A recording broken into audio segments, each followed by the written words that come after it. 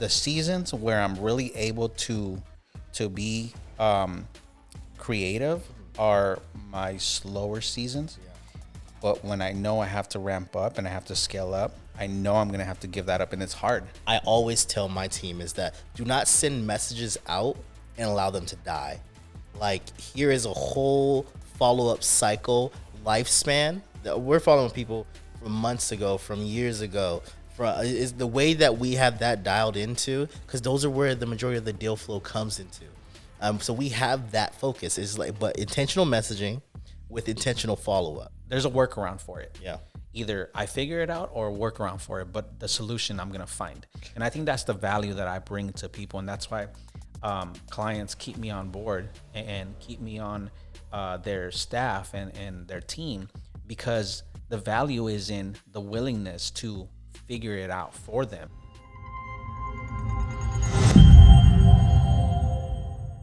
All right, so Jay, I have to ask, because it's always interesting to me on, for you, you're in your journey of wanting to scale up your agency, scale up your book of business as well too.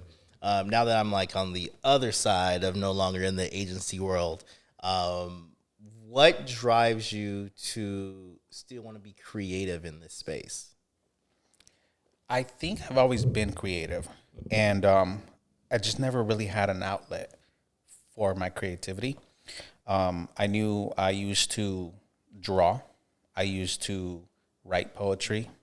I used to be one of my big things growing up, right, was just my creativity. I used to just write a lot and draw. But so obviously getting out of that, growing up, getting into the real world, right? It just went away. When I picked up a camera, it gave me that creativity back, and I started to mess around with the camera settings, different editing styles, different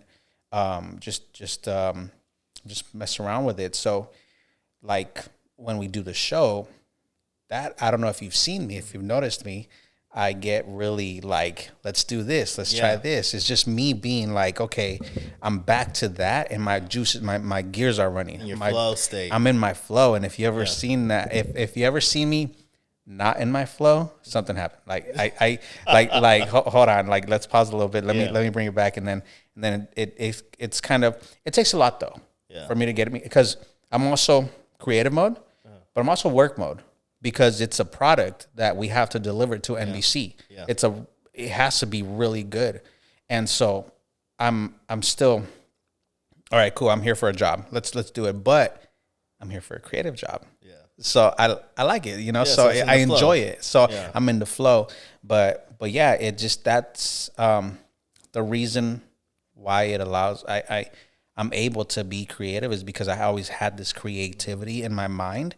I play scenarios with myself all the time in my head, and I'm always telling Steven, him like, yo, we should film this. How can we do this? It's hard to do it by yourself. So I have to like really count on somebody to be there. And then so Steven has been really rocking with me and helping me, go to places. You've seen him a couple of times. So, and he's able to help me. So but he has his job, and he has his own thing that he has to worry about too. So, but I'm always kind of like, yo, we should do this. Let's film this, or let's frame this. So do you believe that a time will come when, cause I for me, when I started off, I was behind the camera too. I was, especially in the early days. For me, it came a point where I was like, you know what? I love this camera work or whatever, but I love the business side even more. For you, has that time come, or do you feel as if like you're still in the in-between stage? I'm in the in-between. Okay. And the reason I say that is because now in my business, I've noticed that it's up and down. You even told me that. You even kind of like were able to guide me through the seasons, right? So the seasons come and go. There's the seasons where I'm really able to be creative are my slower seasons. But when I know I have to ramp up and I have to scale up, I know I'm going to have to give that up, and it's hard. Yeah. And I know maybe you've had this same problem where it's hard to give up. I want it to look like this. Yeah. I like this. Can you film? Even with Steven, working with Steven, guiding him and telling him like, hey, I want this frame. I'm more of the run and gun type, and he's more of the filmmaker type. So he has to stop and kind of assess. All right, this is the best position. Now let's shoot it. Is there light? Are you lit up? Yeah. Can we hear you? Is your mic on? Perfect. Let's shoot. Go. Action. Right? As opposed to somebody who's like a filmmaker and wants to get, really, okay, hold on. The light here. We have the backlight. We have this and that. So it's hard. It is hard to give that up, but I know I'm going to have to because I want to scale. Exactly. I think for me, when I was in the in-between, I had to transition into, okay, now I got to be more of the director kind of thing, right? I got to communicate what the client's vision is to my production team or the individuals that I'm using to bring this thing to life. We went from just shooting one individuals to having like 15 people on set to 18 people on set for like one production thing, and then also having to write the story, having to make sure the frames were right, having to truly be in that space. And for me, what I ended up doing was I went and found an individual that was their passion, that was their thing. They loved that thing more than I loved it, and so I needed to find somebody whose passion would outpassion my own. But I had to make sure that I was able to communicate the vision effectively so I could transition into the next phase as well too, and to grow. And I think that was like the biggest thing. And then of course, once you get to that part, now it's like, okay, how do I start building out a team? And then where are you currently at in that phase? My season of building a team came, it's like I said, it's been up and down, right? There's never been a steady month. It's always been, I'm always all over the place. Now, on my the months where I have more cash flow and I'm able to, like you had said before, there's more expenses, I'm able to bring somebody else on board. That's when I'm able to build that team, is when I have a client who's paying full ticket price, because there's different price packages I have and for different plans and different, but whenever I need to, like, let's get this client, let's get him in the door, let's work with this client later on, we'll grow with this client, it's going to be a long relationship with this client. I was just, okay, cool, we'll do it for this price. So then there's not a lot for me to work with. I still have to survive. Yeah. What's that one of those quotes, like this book, pay yourself first? Yep. What is that? I think you've said it first. It's I've heard you say it. It's Kings eat first. Kings eat first. Yeah. Okay, I love that. The king has to eat first. So that's a survival thing. That's the same aspect of you have to put on your mask first too. Yeah. So if you can do it, do it. Right. If you can outsource it, outsource it. Right. That's and that's the biggest thing. But growing a team, especially within the the marketing agency space, whatever it is, it's really. It is. You have to have like-minded individuals. You have like-minded individuals, but it's a game of in-between projects as well too, because creative is subjective, and you have to wait for this project to end. And who's the judge on when it actually ends? That's where it dictates when you actually get paid. When you deliver, exactly. Okay. So I know, with working with you and seeing the things that you do as well too, you're cultivating more of your consultant voice now. You're becoming more vocal about your expertise and how things should be, and you're adding more value to your clientele so that you can get the retainers in the in between. So that's not really truly based off of a project; it's based off of like your expertise in what you know as well too. Now it's your time and your voice that's generating. So how is that process going for you as you step into that new space? It's learning. Yeah. So I started, video editing. and starting with just learning how to navigate the camera. Okay, well, let's look at the trends. You know, people want views. People want to be seen online. People want to, you know, grow their social media. Okay, what are the trends we're following? How are reels being edited?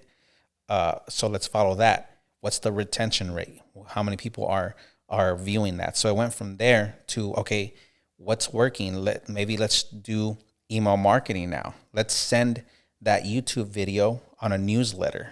Let's send your reels now. Let's send a weekly newsletter and let people know, you know, this is where you're at. Emails are still a thing. Yeah. People are still opening emails, SMS, marketing, you know, so I'm dabbling into that. So I'm exploring a lot of different options, like creating my own software where I call it VC Suite. And it's CRM software, email marketing, social media marketing, all in one. Yeah. And it takes from like the MailChimp, Pipedrive, Salesforce, puts them all together into one. So I'm creating that right now. And a lot of people, a few clients that I have now, they're really interested. Yeah, the media is great. The attention is great. The videos, they look great.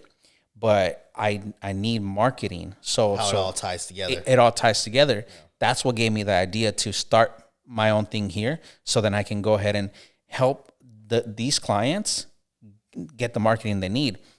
A lot of times, the marketing department, you're looking at hundreds of thousands of dollars a year to maintain. With this, I'm being outsourced as the marketing team, as the media team.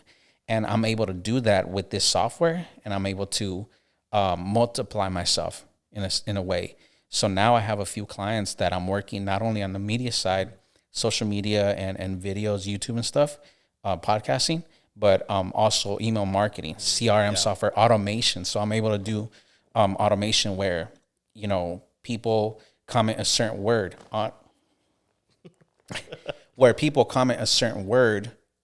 on a post, and the CRM software reads it and sends an automatic DM.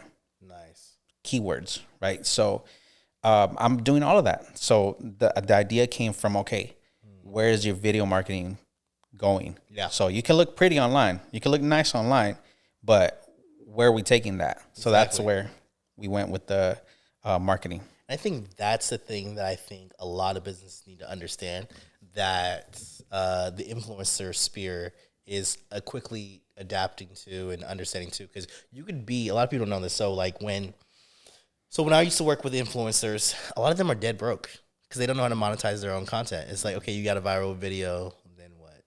Like, you know, then what happened? If you remember the early on years with early on influencers for the maturing of immaturing of social media became. I don't know if you remember, there was a one of the first viral videos that were out there. It was the Damn Daniel. Damn Daniel, yeah. Where'd you get them shoes, right?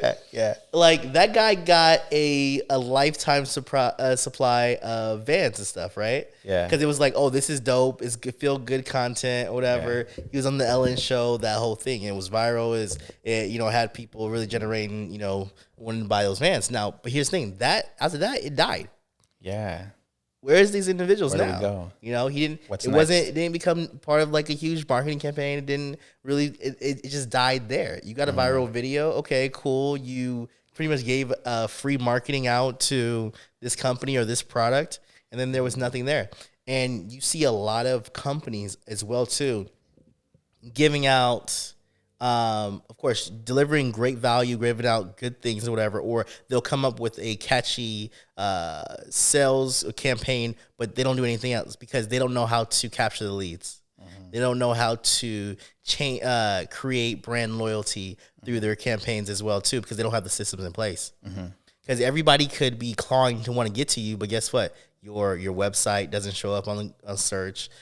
Your things aren't linked correctly. You have no follow up, so your customer retention dies after the first time they buy a product or service from you. After you get them baited into your service, then your customer service doesn't follow up with them right away, or after they buy something, then guess what ends up happening? Whatever, the service isn't great. What is the follow up after you actually sell to them?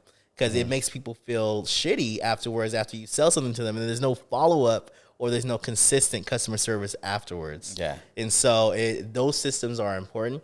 I think so many people overlook that because they're looking for the vanity play. They just want something to go viral. They want to get the likes and the clicks and all this stuff. I know businesses that got under 1,500 followers online or whatever, but they're cash flowing the hell out of it. Because their share attribute to it and also their product they have a great system in the back end. And then what they're pulling those emails, because some people will like, share, or save your post and then just go directly to your website. They won't follow you on social media, but because of what you're showing, they'll go directly to your website and then they'll just come like loyal customers. I got some shit that I bought off of Instagram that I'm just like, they tap my card every month or whatever, and it shows up in my pantry. So it's like one of those things where it's just like, I'm not following those people online because guess what? I don't need to know any more about your service. No. I know what it does for me. Yeah. And that's it. The LTV, long lifetime value. That's it. Yeah. That's it. And it's reoccurring. So, I mean, I think what you're doing is very important. So how are you educating your clients in that process?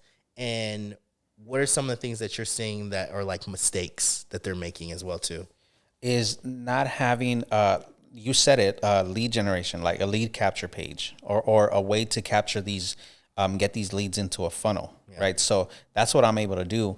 And so when I explore or when I audit potential clients is Instagram and their websites, what is it that they have? Do they have a follow-up? Like if I go to, I know that Amazon does this when I go and put something into my cart and I don't check out and I just leave it there, I get a notification, did you forget something? Or a SMS, hey, you left something in your cart, or an email. So there's a lot of these other companies that don't do that. Yeah. So those are the people that I can reach out to and say like, hey, I can do this for you. I can automate this for you. I can we have to go from, obviously make your page stand out, but what are we doing afterwards? Just, we can't, I mean, if you want that, I could do it. If I tell clients, hey, this is, for this much, this is what we can do. For this much, this is the full package. Let's do that. So that's how I'm able to become the marketing department, the one-man marketing department for these companies, is by showing them like, this is how you need to follow up if you don't have a sales team. I work a lot with real estate agents and brokers. So a lot of I got a deal for you. So just remind me. Okay, cool. So what I'm able to do is help them from getting the lead to sending out follow-up emails automatically, follow-up messages. And so I'm educating the client on what they can do, and I'm just letting them know. So what I do is something that Alex Hormozy has taught before is give away your secrets, sell the implementation. So I'm giving away to the potential clients, look, this is what you should be doing. This is what you can be doing. This is what you haven't seen a lot of content online. I just go directly, call them up, or get an email, send an email out, or even go to their office and talk to them about what they can be doing. So do this on your own, but you can save a lot more time and effort and save a lot of headaches. Just hire me. I love that. And that's one of the biggest things. I think the biggest component in that is the follow-up too, whether it is on that side or on your side as well too. Like one thing that I always tell my team is that do not send messages out and allow them to die. Like, here is a whole follow-up cycle lifespan that we're following people from months ago, from years ago. Is the way that we have that dialed into, because those are where the majority of the deal flow comes into. So we have that focus. It's like, but intentional messaging with intentional follow-up. as well too, and making sure that the notes and follow up as well too, because you never know where people are at, whether it's the business owner or somebody else. You never know where they're at when they first received your message. So you got to make sure that the follow up is intentional, and you're kind of giving them a reminder, but at the same time, it's just like, hey, I know you live a busy life, whatever, but here, I'm here to, help if any way that I can help, whatever, no pressure type of thing. And so, but the keys in the follow up, but also in the systems. I feel so many people fall through those cracks. Systems. So it sounds like you're going through a educational aspect with your clientele, as well as being able to implement these things for them too. I think because the biggest thing is sometimes when people hear, okay, you're in marketing, it's just like being a doctor. They want to tell you what ails them, what's their pain right now. It's like, hey, can you fix this, right? Has there been a time where you just had you heard what they have currently after you do an assessment or a discovery call with them, and you're just like, nope, I ain't doing this? So like what you were telling me, going back to the previous conversation, is you learn about the customer, learn about their business and how they do business and what the process is, or just learn their business, right? So it took a lot of me learning, right, what the client's business does. And I'm very transparent. I tell them, I don't know how to do this. I can figure it out for you. I can go and look things up and study and just, I'll figure it out. I don't know how to do this. Yeah. There's a workaround for it. Yeah. Either I figure it out or work around for it, but the solution I'm going to find. And I think that's the value that I bring to people. And that's why clients keep me on board and keep me on their staff and their team, because the value is in the willingness to figure it out for them. So you're not fighting for your limitations. I'm not. Yeah. I figure like that's where the whole can't stop came from, the can't stop Jay, the can't stop movement and or the can't stop mentality. And it's because I'm not going to be limited by what I don't know. Yeah. I'm going to go and find out. I'm going to go figure it out and get to where I need to be from A to Z. And I'll add something to that, because for me, it's the whole aspect of, I have that ability to, I'm like solution oriented. I want to get it done. I want to figure this skill out. But there is sometimes it's like the meme where you got the person leaning over the cliff and you're just like, nope. Where I'm just like, I'm not even gonna waste my time trying to figure this out. I'm gonna go find somebody that is, like I said, more passionate than me, that can out-passion me, that this is their thing. I'm gonna go find them, and I'm gonna have them shine in order for me to get the job done. And I'll go to the client and I'll say, hey, I will help facilitate this because I understand the vision on where you want to go to, but I cannot do this. This is not even in my wheelhouse. But I do have this individual. This is how much he costs. So you have to ask yourself, if this is exactly how you want things to be, then I have the solution over here. If it is within your budget, you let me know what you would like to do. Yeah. And that's been many times before. And that's where I became, for me, I was just the ultimate middleman. Like, okay, cool. You want it done like this? Okay, I understand the vision of what you want to do. All right, let me go find the individuals that can execute on that. And then, but here's what it's going to cost you. Yeah. No, I love that. I think that's where I'm able to, I'll even shine a little bit by figuring it out, right? But also, like you said, it's like, how much time is it going to take me trying to figure this out for you, right? Exactly. So then I'll go and find help somewhere else and facilitate that too. So I'm right there with you. I like you said, the ultimate middleman. I like that. So for you, intentional movement, right? For you, saying yes to partnering with me to do this podcast, what was your intention, and where do you see this going? I definitely, you might not know this, but you are a mentor to me. I haven't really said it, but you are a mentor to me. I've learned a lot from you. And so this intentional movement for me is more so learning a more in depth of going over, your journey and, what the present looks like for you, and what the future holds for you. Not only that is, I feel we can teach from you and I. We have similar backgrounds. I think we can teach the younger generation, or even the novice entrepreneur, anybody starting out, because we've been there. Yeah. You've been there at the beginning. I've been there at the beginning at the floor level, right? And we've made it up to a higher level. So with our experience, so the intention behind it is really still be a lifelong learner. I'm still learning things about you and how you do business and how you run your business and how you really.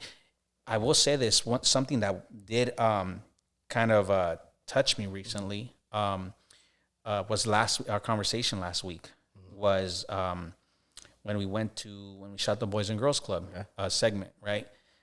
We went after that segment, we went to eat lunch, and you were telling me you were meditating, and you've been praying and meditating, and my name popped up, recently a lot lately, right?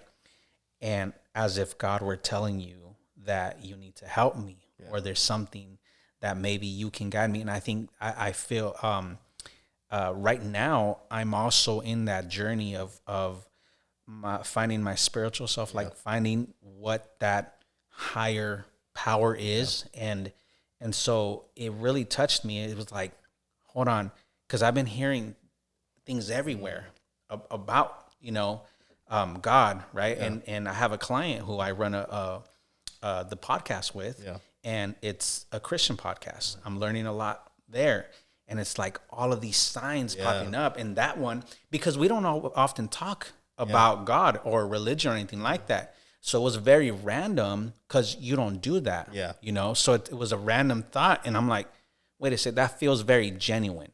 That doesn't feel like a regular, person trying to preach. This is like, wait, hold on, this is genuine. Like, how did that pop up? And so therefore, I know we're working on something, on a project together.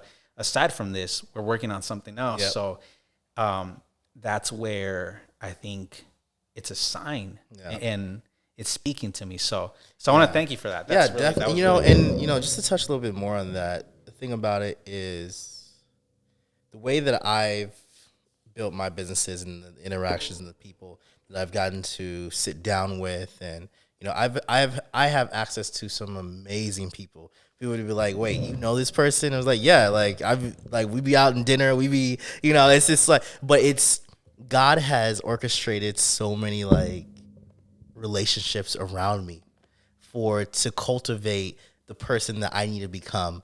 And when I was meditating, and this is why I was like, okay, I need to tell, because it's very, once in a while God will tell me to say something to individuals, and I'm not I'm a man of faith, but I'm not preachy.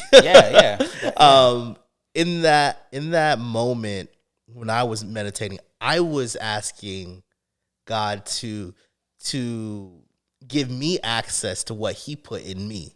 I was asking for him to unlock the resources, the knowledge, the strength that he put into me.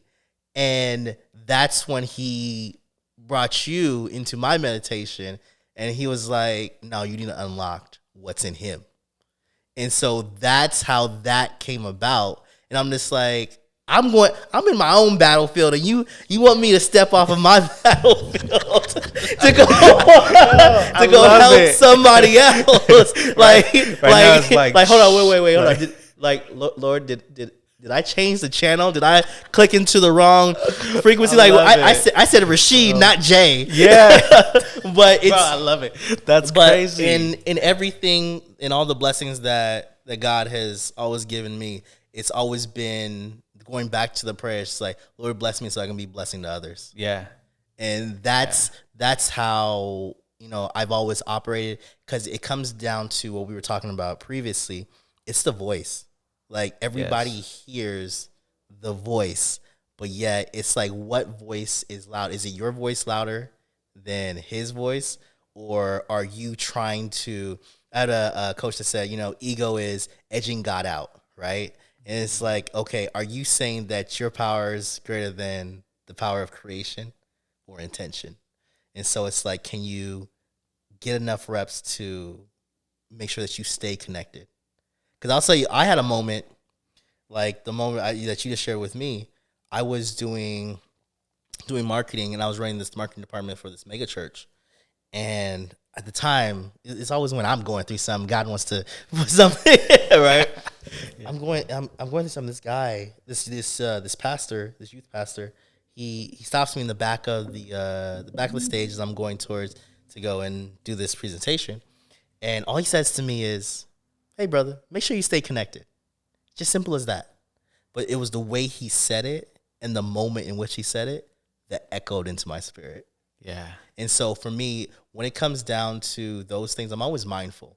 And it doesn't matter if you're a person of faith or whatever it may be. It's just be mindful of the things that tap into who you are and what you're hearing so that you don't ignore them, because there's a reason why it's coming into your space to begin with. And so just strengthening up your awareness so that you have a great compass for the place called there. Yeah. Yeah. And so, yeah.